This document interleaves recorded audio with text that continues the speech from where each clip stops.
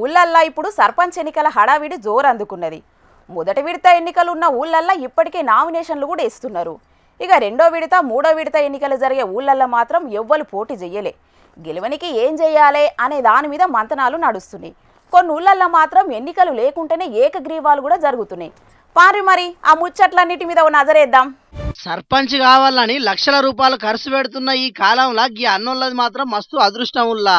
రూపాయి ఖర్చు లేకుంటేనే సర్పంచ్ కాబోతున్నారు. సూర్యాపేట జిల్లా ఆత్మకూరు ఎస్ మండలం కొత్త తాండా ఊరి సర్పంచ్ ని ఊరోళ్ళంతా కలిసి ఏకగ్రీవంగా ఎన్నుకున్నారు. ధరావతు వెన్నెల పాండు నాయకును పోటీ లేకుండా పార్టీలకు అతీతంగా సర్పంచ్ గా ఖరారు చేసిరట వాళ్ళంతా కలిసి.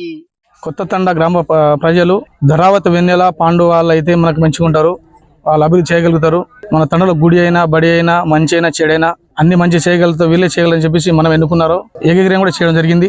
ఆంజనేయ స్వామి గుడి బోర్డరాయి గ్రామ పంచాయతీ కూడా లేదు, అది కూడా మేము కట్టిద్దామని చెప్పేసి ఇంత ముందు చేసినాం. ఇప్పుడు అది కూడా అన్ని కంప్లీట్ చేస్తామని, ఇంకా ఏ సమస్యలు వచ్చినా ఏమొచ్చినా కూడా అన్ని మేము ముందు చేయగలమని ముందుకు వచ్చినాం. మరి ఆ పాండు నాయకన్న ఊరోళ్ళంతా మీ మీద నమ్మకంతో ఏకగ్రీవంగా ఎన్నుకున్నారు కాబట్టి వాళ్ళ నమ్మకాన్ని వమ్ము చేయకుండా మీ ఊరి జనాల ఆపతిలా సంపతిలా ముందుండి పనిచేయాలని, మీ ఊరిని మున్పటి కంటే ఇంకింత గొప్పగా అభివృద్ధి చేయాలని మా జోర్దార్ తరఫున కూడా కోరుకుంటున్నాం. ఇక ఇది ఇట్లుంటే గీ అన్న నన్ను ఏకగ్రీవంగా సర్పంచ్ గా ఎన్నుకోవాలని ఏం ఆఫర్ ప్రకటించిండో చూడుర్రి. సర్పంచ్ స్థానిక ఎన్నికలు వచ్చాయి కాబట్టి ఒక యువకునిగా ఉత్సాహవంతునిగా ఈ స్థానిక ఎన్నికల్లో ఏకగ్రీవంగా ఎన్నుకుంటే నేను 30 లక్షలు డొనేట్ చేస్తా అని పేపర్ యాడ్స్ కానీ పేపర్ స్టేట్మెంట్ కానీ ఇవ్వడం జరిగింది. దాంతోపాటు గ్రామ అభివృద్ధి కూడా బాగా జరుగుతుంది. గతంలో ఎంతోమంది సర్పంచులు అయ్యారు, కానీ ఏ విధంగా కూడా వాళ్ళు వారి వారి స్వార్థాల కోసం మాత్రమే పనిచేసుకుంటూ వెళ్ళిపోయారు. నేను కొత్త తరం చూడాలనే ఆలోచనతోనే ముందుకు వస్తున్నా. 30 లక్షలు తప్పకుండా డొనేట్ చేస్తా. ఇన్నరా వికారాబాద్ జిల్లా పెద్దేముల్ మండలం నాగులపల్లి ఊళ్ళుండే యాదవరెడ్డి అనే ఈ అన్నను నాగులపల్లి సర్పంచ్ గా ఏకగ్రీవంగా ఎన్నుకుంటే గ్రామాభివృద్ధి కోసం 30 లక్షల రూపాయలు ఇస్తారని హామీ ఇచ్చిండు.